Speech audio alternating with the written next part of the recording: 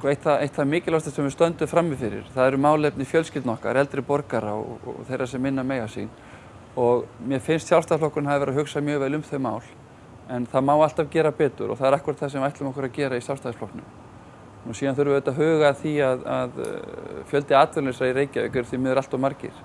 Því að það ekkert eins slæmt og langvarandi atvinnuleysi og þeir fylgifiskar sem atvinnuleysi fylgja. Það sem kannski ég myndi helst vilja sjá, eins og tökum kannski fjölskyldurnar og menntamál og annað, að ég vil kannski sjá hvernig breytingar í skólakerfinu sem við viljum stuðla að og vinna. Ég vil tryggja það að bæði næring og allt þess að þetta sé mun betra í skólanum og við getum tryggt að þetta sé í rauninu góð og kröftug næring. Nú, svo þetta myndi ég vilja klárlega sjá hreyfingu aukast til muna í skólanum. Í dag þetta svipur hreyfing og var fyrir 40 ára þegar ég sjálfur var í leikfimi. Og bara út af breyttu þjóðfélagsmynstur og annað þá held ég að það sé raun allt og lítið.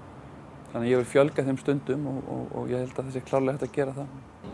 En lykillinn öllu þessu saman akkúrat traust og örugg stjórn fjármála og það akkúrat það sem Sjálfstæðisflokkurinn hefur verið að sýna í borginni á undanförnu síðustu misseri.